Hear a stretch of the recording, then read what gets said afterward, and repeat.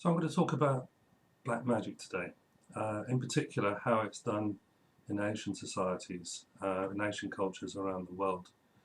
Now, the idea of black magic is really to cause problems to other people, but it's not that simple because in the West we have this idea of black is bad and white is good, but in Asian and in Indian Hindu cultures especially, there's a more relativistic view of the whole thing. It's kind of shades and nuances that are going on, probably because so many people do it in their lives anyway. Now, to help people, to help you understand what's going on and whether you have black magic, you need to know a little bit of the basic techniques that are used, and they come from a thing called the 10 karmas in tantra. Now, karma means action, and it's the 10 karmas basically break down actions into 10 fairly simple methods. And if you understand those methods, then you understand where things are coming from. Now, black magic is to either stop something or make something happen. Okay, they either bring you apart or you take you together. Okay? So these are the ideas behind the whole thing. Now, these 10 mantras are Shanti, which is peace; Pushti, which is wealth; there's Uchatan, which means to disturb; there's Dramban, which means to change behavior; there's Vidvishan or Vidishan, which means to create opposition; there's Vashikaran, which means to control or enslave; there's Istamban, which means to paralyze, to make things stop; there's Maran, which is death; and there's Akarshan, which is attraction; and there's Mohan or Samohan, which again is used to attract. And some people translate that Mohan is to do with hypnosis, but there's a more sophisticated way of looking at these things. So these are the basic 10 karmas. Now, the first one, Shanti, peace. A lot of meditation, yoga, and spiritual systems are about finding peace in your life. And meditation is a really good way of doing these things. So peace is something that we aspire to. And the other one we aspire to most, apart from relationships, is wealth, pushti. And wealth can be defined as children, family. For some people it's a cow, and other people it's £1 billion. There's many ways of knowing what wealth is. So to have peace of mind and have wealth, you have the main things in life. Black magic is usually aimed at those two things not happening for you. So if you can't find peace, if your mind feels disturbed, financially things aren't good for you, you don't have the things that you want in your life, relationships and all these things. These are the things that black magicians go after. Now, before I go on about black magic, I need to say there's 3 main methods of black magic. The first is evil eye. And what that means basically is jealousy. Is someone looks at you and thinks you're pretty, or you have this car, or you look happy, or you have money, or anything. They think you have these things and you don't deserve it. For whatever reason, you shouldn't have it. And that person who's jealous, there's the evil eye, they just obsessively think about you. Why have you got this? Why have you got that? And that creates a thought form that attacks you and causes these problems. Evil eye is tricky to deal with because people don't stop being jealous, do they? If they're jealous, they're jealous. A lot of people who suffer from black magic suffer from evil eye precisely because they're not the jealous type. And they wonder why would anyone want to go after me? Because jealousy is not what you have, it's what people think you have. So jealous people do evil eye. People who are not jealous just don't get it. Now, the black magic, there's the Western systems, which is fairly okay, and there's the Asian systems. There's 2. You can break those down into 2 things really: amateurs professionals. The remarkable thing is professional black magicians are easier to deal with because they have a lot of clients, they do their thing, they move on to the next person and so on. So, and you can find the methods and things and deal with them fairly simply. The harder ones are the amateur black magicians because they come up with their own system and you don't know how they've done things. You have to do a little bit of work research to find out. So so the whole problem with black magic is to find out is the who, what, why, where, and when. Who did it, what they did, how they did it, why they did it, when they did it, all these things. Now, one of the karmas is dedicated to finding out those things, and that one is Mohan, or Simone, as it's known, and people think of it as actually hypnosis. But what this technique of Simone is an awareness that you focus on a particular problem or situation, and in your mind you get this awareness of other things that are going on and you can follow through. So this is how yogis and seers actually use this thing, is use Simone. And you can't have Simone without peace of mind, because it's like the ripples on a pond. If the pond is flat, it's easy to see things. You can see the reflections and everything. If there's ripples, everything is broken up and jumbled. So one of the ways of stopping people finding out their own way in life is to stop the peace of mind. If they haven't got peace of mind, they don't see clearly, they can't see their own problems, they're not able to use some mind to find out what's really going on in their life. Okay? So to develop some mind takes a lot of work, and you really have to be with someone who's an expert on these things, because you find out, as I found out in my time with pundits, is that this ability develops within you. It's very powerful and it works really well and it's very interesting.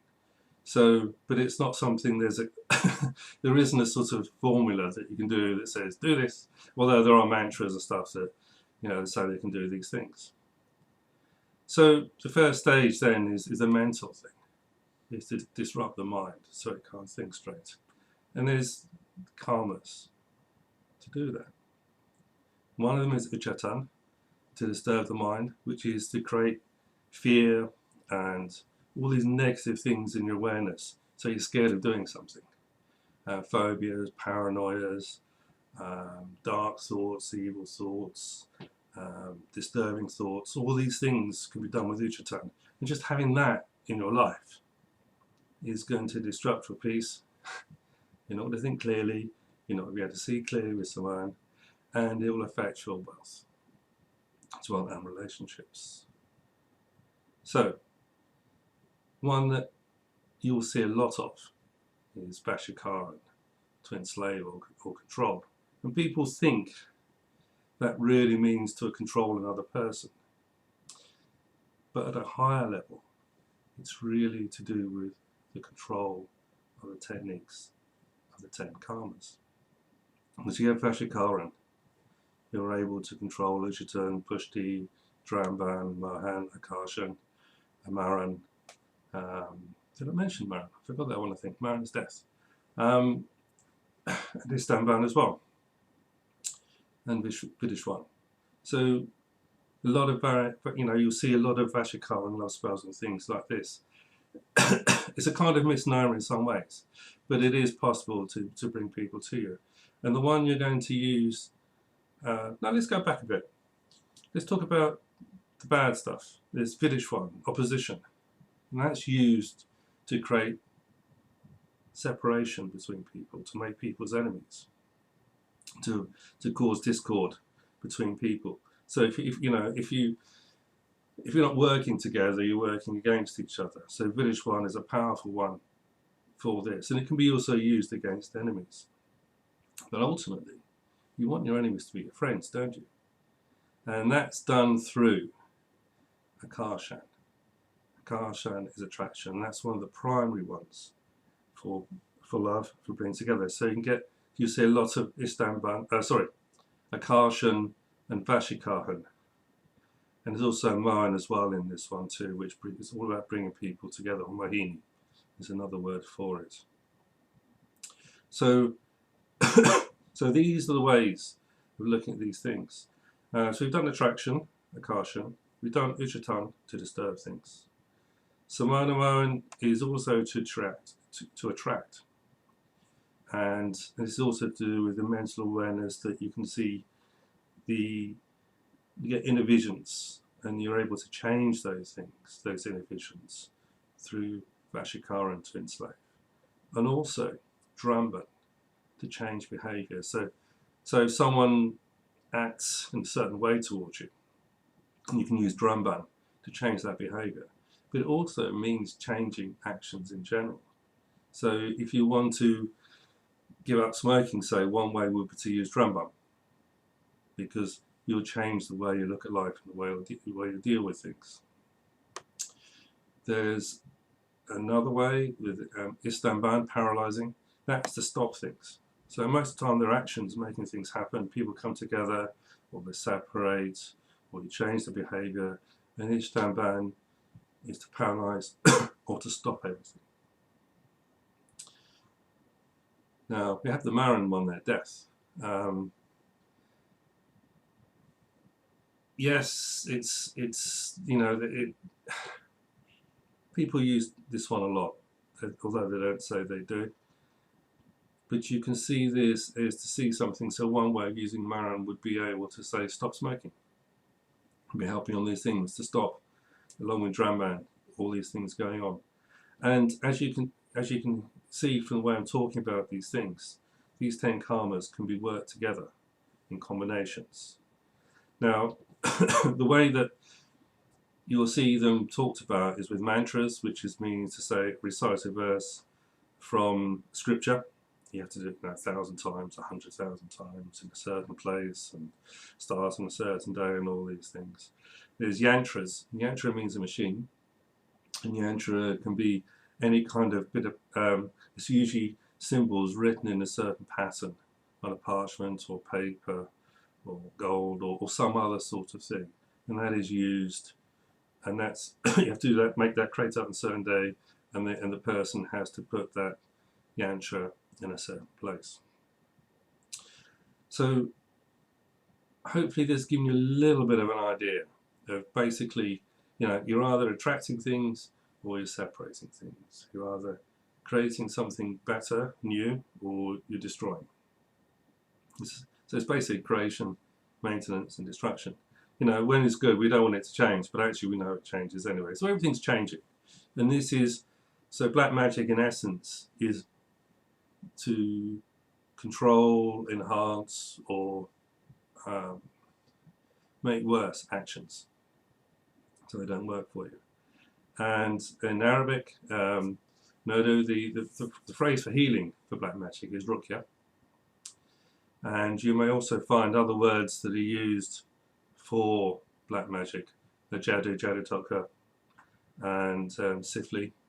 It's a particularly bad form of black magic. And tantra in general is a whole class of actions that makes things happen.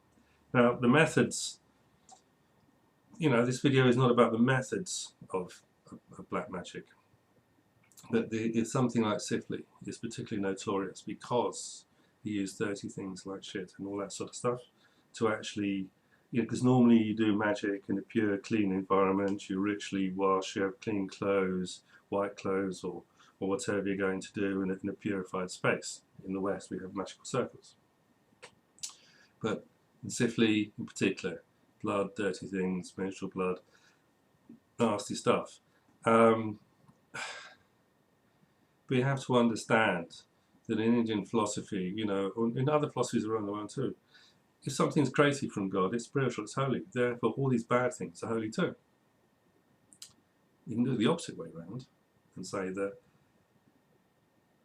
God is holy and spiritual, but anything that God creates is by definition not God, therefore it's dirty. So everything becomes bad. Sex becomes bad.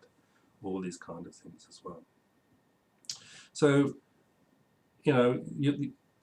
when these black magic things happen, you probably find that things go wrong for you. You have sleepless nights, can't think clearly, people are against you, you don't find you get respect, you get disturbed dreams, dreams of snakes or insects, or dirty places. There's many symptoms, and all these symptoms, doesn't matter whether it's Hindu or Muslim, they all come to more or less the same things. So if you're suffering from these things, you can contact me on newtarot.com, and I'll be able to give you some advice and help, and confidential. It's confidential too, it's private, about how you can help yourself and how you can change your life. Hope this helps.